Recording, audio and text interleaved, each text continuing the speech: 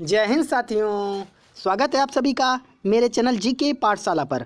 आज हम लोग बिहार शिक्षक भर्ती 4.0 के लिए ज्योग्राफी का ऐसा टॉपिक जहां से आपको एक प्रश्न जरूर देखने को मिलने वाला है।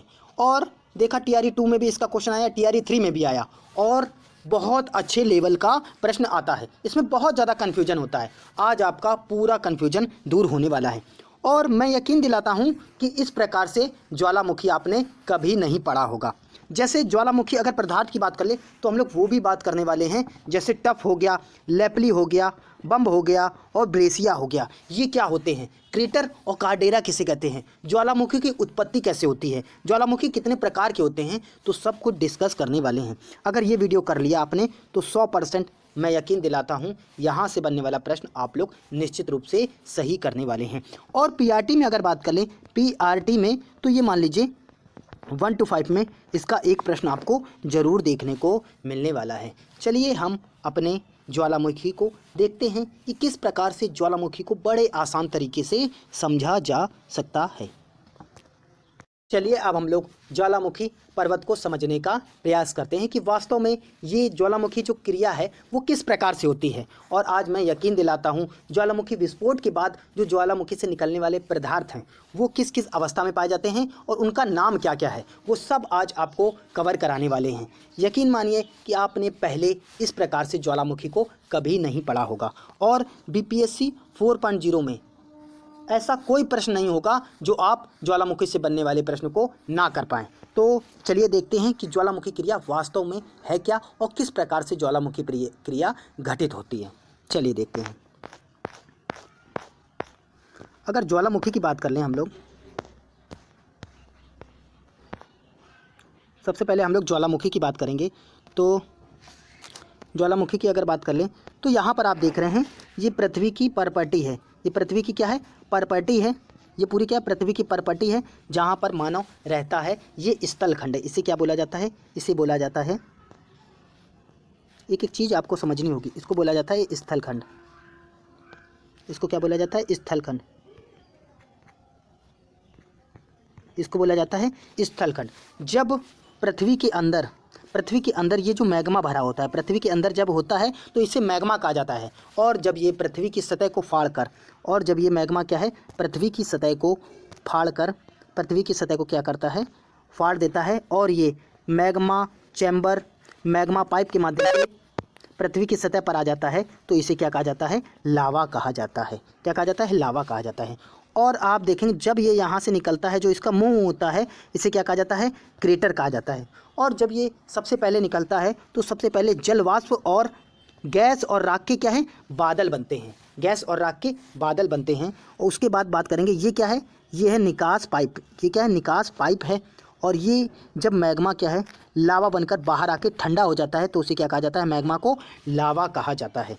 और ये क्या है? मेंटल वाला है। मेंटल में ही एक ऐसी अवस्था पाई जाती है जहाँ पर क्या है? चट्टान द्रवित माध्यम में पाई जाती है, तरल अवस्था में पाई जाती है। इसी को क्या कहा जाता है? मैग्मा कहा जाता है। क्या कहा जाता है? मैग्मा कहा जाता है।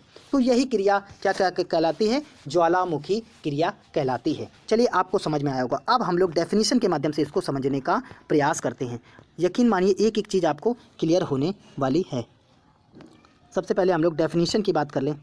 अगर हम लोग डेफिनेशन की बात कर लें तो ज्वालामुखी से तात्पर्य उस छेद या दरार से होता है। ज्वालामुखी से तात्पर्य उस छेद या दरार से होता है जिसके माध्यम से पृथ्वी की आंतरिक भाग से तप्त गैस, तप्त क्या है? हमने बताया था गैस के बादल बनते। तप्त गैस, विखंडित पदार्थ लावा जो मैग्मा बन के बाहर निकलता है, बाहर निकल के वो जब ठंडा हो जाता है तो उसे क्या कहा जाता है? लावा कहा जाता है। एवं जल वाष्प निकलता है। इसी क्रिया को क्या कहा जाता है?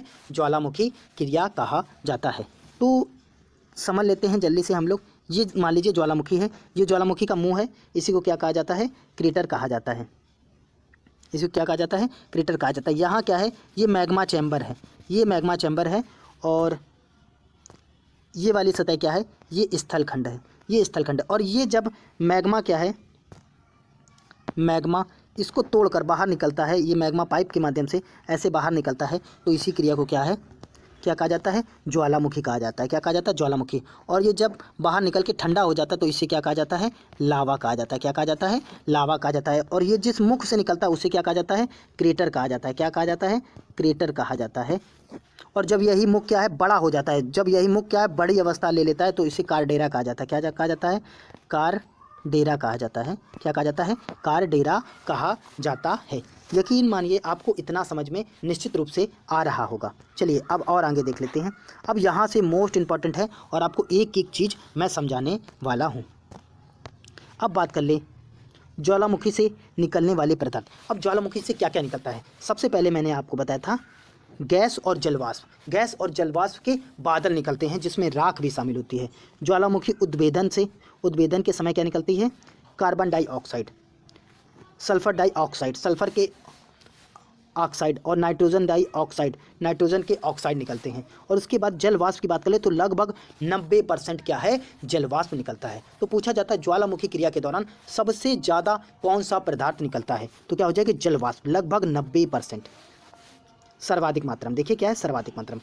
अब विखंडित पदार्थ की अगर बात कर ले, ये मोस्ट इंपॉर्टेंट है और यहीं से पेपर में आपको क्वेश्चन देखने को मिलने वाले हैं। और हम बात कर लें टीआरई 2 में सीधा सीधा ये टफ पूछा गया था कि टफ क्या है। टफ जो है, ज्वालामुखी से निकलने वाली राख को क्या कहा जाता है, टफ कहा जाता है। टफ किसे कहा जाता है, ये विखंडित पदार्थ है जो ज्वालामुखी क्रिया के दौरान बाहर निकलता है। तो इसमें सबसे पहला पदार्थ क्या है, टफ है। टफ क्या होती है, ज्वालामुखी राख को क्या कहा जाता है, टफ कहा जाता है।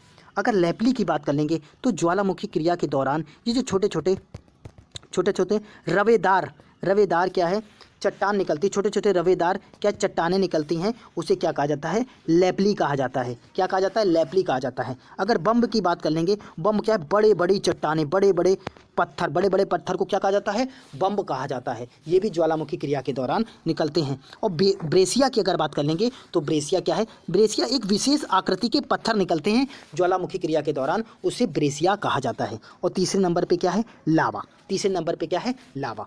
तो ज्वालामुखी क्रिया के दौरान निकलने वाले पदार्थों में क्या क्या आप जानेंगे, निकलने वाले पदार्थों में क्या क्या देखना है। देखिए निकलता क्या है, गैस और जलवाष्प। विखंडित पदार्थ में बात कर लेंगे तो क्या निकलता है, टफ निकलता है जिसे ज्वालामुखी की राख कहा जाता है। लैपली निकलता है जो क्या है, ज्वालामुखी के दौरान छोटी छोटी बहुत मटर के दाने के आकार, छोटी छोटी मटर के दाने के आकार की संरचना निकलती है, यानी कि चट्टानें निकलती हैं। उसके बाद अगर बम्ब की बात कर लेंगे तो बड़े बड़े चट्टान के रूप, बड़े बड़े चट्टान के खंड निकलते हैं, उसे बम्ब कहा जाता है। और ब्रेसिया की बात कर लेंगे तो एक विशेष प्रकार के पत्थर निकलते हैं जिनकी विशेष प्रकार की आकृति पाई जाती है, उसे ब्रेसिया कहा जाता है। पूछा जाता है कि ज्वालामुखी क्रिया के दौरान जो विखंडित पदार्थ है उसमें क्या क्या निकलता है, तो टफ निकलता है, लैपली निकलता है, बम्ब निकलता है और ब्रेसिया निकलता है। और तीसरा पदार्थ क्या है, लावा, जो मैग्मा जब ज्वालामुखी क्रिया के दौरान बाहर निकलता है, बाहर निकल के जब वो ठंडा हो जाता है तो उसे क्या कहा जाता है, लावा कहा जाता है। तो यकीन मानता हूँ कि आपको इतना समझ में आया होगा। चलिए और आगे देख लेते हैं। अब बात कर लें हम लोग सिलिका के आधार पर लावा। सिलिका के आधार पर लावा दो प्रकार के होते हैं, एक होता है अम्लीय लावा, एक होता है क्षारीय लावा। अच्छा, इसका उदाहरण की बात करेंगे, ग्रेनाइट, इटली का स्ट्राम्बोली इसी लावा से उसका निर्माण हुआ है। अगर फ्रांस की बात करेंगे, फ्रांस का पाई डी ड्रोन, उसका भी अम्लीय लावा से निर्माण हुआ है। अगर क्षारीय लावा की बात कर लेंगे तो हवाई द्वीप पर कौन सा है, मोना लोआ। और भारत का दक्कन ट्रैप जो कि बेसाल्टिक लावा से बना है, जो क्षारीय लावा है। तो सिलिका के आधार पे दो प्रकार के, कौन से, अम्लीय लावा और क्षारीय लावा। चलिए आगे देख लेते हैं। इतना बेसिक कोई नहीं बताने वाला। अब ज्वालामुखी के अगर अंग की बात कर लें तो ज्वालामुखी के सबसे पहले अंग की बात कर लेंगे तो ये जैसे विस्फोट हुआ, विस्फोट के बाद ये बड़ा सा बादल बनता है। देखिए बड़ा सा बादल, इसे ही कहा जाता है गैस और राख का बादल। ये सबसे पहले बनता है। उसके बाद ये वाला जो छिद्र है जहाँ से आप देखेंगे, एक मिनट समझने का प्रयास करते हैं। ये जहाँ से क्या है, मैग्मा निकलता है, उस छिद्र को क्या कहा जाता है, क्रेटर कहा जाता है। और जब यही छिद्र बहुत बड़ा हो जाता है तो इसी को कहा जाता है कारडेरा। इसी छिद्र को क्या कहा जाता है, कारडेरा कहा जाता है। और इसी में जब बरसात का पानी अंदर घुस जाता है तो उसे कहा जाता है क्रेटर झील। क्या कहा जाता है, क्रेटर झील। और आप देखेंगे ये वाले जहाँ से मैग्मा निकलता है, जो मार्ग है उसे निकास द्वार कहा जाता है या मैग्मा पाइप कहा जाता है। और उसके बाद जब ये मैग्मा ठंडा होकर ये जम जाता है तो उसे क्या कहा जाता है, लावा कहा जाता है। उसे क्या कहा जाता है, लावा कहा जाता है। और जब मैग्मा भूपर्पट्टी को तोड़कर बाहर निकलता है, ये क्या है, भूपर्पट्टी है और ये क्या है, मेंटल है। मेंटल में कौन सा चैम्बर है, दुर्बलता मंडल, इसको स्थैनोस्फीयर कहा जाता है। दुर्बलता मंडल, दुर्बलता मंडल, इसको दुर्बलता मंडल कहा जाता है। इसी को स्थैनोस्फीयर भी कहा जाता है। ये पृथ्वी की सतह से 400 किलोमीटर होता है। कितना, 400 किलोमीटर की दूरी पर ये मैग्मा चैम्बर पाया जाता है, जहाँ से मैग्मा पृथ्वी के परपटी को फाड़कर बाहर निकलता है। ये क्या है, ज्वालामुखी के प्रमुख अंग कहलाते हैं। चलिए और आगे देख लेते हैं। अब ज्वालामुखी के अगर प्रकार की बात कर लेंगे तो ज्वालामुखी कितने प्रकार के पाए जाते हैं, ज्वालामुखी टोटल 3 प्रकार के पाए जाते हैं। कौन कौन से, सक्रियता के आधार पर 2 प्रकार के, एक है सक्रियता के आधार पर और दूसरा है उद्गार के आधार पर। एक है सक्रियता के आधार पर कि सक्रिय हैं, कि सुसुप्त हैं, कि शांत हैं, और एक क्या है, उद्गार के आधार पर। तो अगर सक्रियता के आधार पर बात करें तो ये 3 प्रकार के होते हैं, सक्रिय या जागृत ज्वालामुखी। सक्रिय या जागृत ज्वालामुखी, ऐसा ज्वालामुखी जिनमें निरंतर उद्गार हो रहा है और निरंतर रूप से ये क्या सक्रिय है, निरंतर उद्गार की प्रक्रिया उसमें चालू है, उसे क्या कहा जाता है, सक्रिय या जागृत ज्वालामुखी। अगर प्रसुप्त ज्वालामुखी की बात कर लें तो भविष्य में इसमें उद्गार हुआ है और होने की संभावना है, तो उसे क्या कहते हैं, सुसुप्त ज्वालामुखी या प्रसुप्त ज्वालामुखी। और शांत ज्वालामुखी या मृत ज्वालामुखी, भविष्य में उसमें कभी पहले उद्गार हुआ था लेकिन वर्तमान में होने की कोई संभावना नहीं है, उसमें मृत ज्वालामुखी उसको कहा जाता है। और अगर बात कर लें केंद्रीय उद्भेदन, तो यानी कि केंद्रीय भाग से, पृथ्वी की केंद्रीय भाग से क्या है, ज्वालामुखी का उद्गार होता है, तो उसे केंद्रीय उद्भेदन कहते हैं। और दरारी उद्भेदन, जैसे ये ज्वालामुखी है तो दरारी भाग से, पृथ्वी के पाइप से नहीं, दरारी भाग से क्या है, ज्वालामुखी का निर्माण होता है, तो उसे दरारी उद्भेदन कहा जाता है। चलिए और आगे समझ लेते हैं। अब अगर सक्रिय ज्वालामुखी की बात कर लें तो सबसे पहले ज्वालामुखी हम लोग देखने वाले हैं। सबसे पहला ज्वालामुखी है हवाई द्वीप, जिसमें कौन सा है, किलायु ज्वालामुखी और मोनालोआ। मोनालोआ जो है विश्व का सबसे सक्रिय ज्वालामुखी, विश्व का सबसे सक्रिय ज्वालामुखी। अगर सिसिली द्वीप की बात कर लेंगे, सिसिली द्वीप कहाँ है, इटली में, तो इसमें कौन सा है, एटना, इटली का कौन सा है, एटना, और किस द्वीप पे है, सिसिली द्वीप पर है। अगर तीसरे की बात कर लेंगे इक्वाडोर, इक्वाडोर क्या है, एंडीज पर्वतमाला पर, कौन सा है, कोटोपैक्सी, कौन सा है, कोटोपैक्सी, विश्व का सबसे ऊंचा सक्रिय ज्वालामुखी। ये क्या है, विश्व का सबसे ऊंचा सक्रिय ज्वालामुखी है। अगर लिपारी की बात करें, लिपारी द्वीप पर भूमध्य सागर पे पाया जाता है, कौन सा, स्ट्राम्बोली, मोस्ट इंपॉर्टेंट, यहाँ से निश्चित रूप से आपको देखने को मिलने वाला है क्वेश्चन। क्या भूमध्य सागर का, इसको क्या कहा जाता है, प्रकाश स्तंभ कहा जाता है, इसको क्या कहा जाता है, भूमध्य सागर का प्रकाश स्तंभ। अगर बात कर ले अंटार्कटिका की तो रास द्वीप पर बना हुआ है माउंट इरिबस, कौन सा है, माउंट इरिबस। अगर अंडमान निकोबार की बात कर लेंगे, एकमात्र भारत का सक्रिय ज्वालामुखी कौन सा है, बैरन द्वीप, कौन सा है, बैरन द्वीप। अब हम लोग बात कर लें अर्जेंटीना प्लस चिली की संयुक्त सीमा पर है ओजल सेल सलाडो, कौन सा है, ओजल सेल सलाडो, विश्व का सबसे ऊंचाई पर स्थित ज्वालामुखी। ये क्या है, विश्व का सबसे ऊंचाई पर स्थित ज्वालामुखी, विश्व का सबसे ऊंचाई पर स्थित ज्वालामुखी। चलिए अगला देख लेते हैं हम लोग। अगला बात कर लेते हैं ये प्रसुप्त ज्वालामुखी, तो इटली का क्या है, विसुवियस, इटली का क्या आ जाता है, इसमें विसुवियस आ जाता है। जापान का बात करें तो जापान का फ्यूजियामा आ जाता है। इंडोनेशिया का क्राकोतावा, इंडोनेशिया का क्राकोतावा आ जाता है। और फिलीपींस का मेयन आ जाता है। और अंडमान निकोबार का, अंडमान का कौन सा आ जाता है, नारकोंडम आ जाता है। और यूएसए का माउंट रेनियर। चलिए अब शांत ज्वालामुखी की बात कर लें तो शांत ज्वालामुखी में आपको ईरान का मिल जाएगा देवबंद, ईरान का कौन सा है, देवबंद है, ईरान का कौन सा है, देवबंद है। पाकिस्तान की बात कर लेंगे कोहो सुल्तान, पाकिस्तान में कौन सा कोहो सुल्तान है।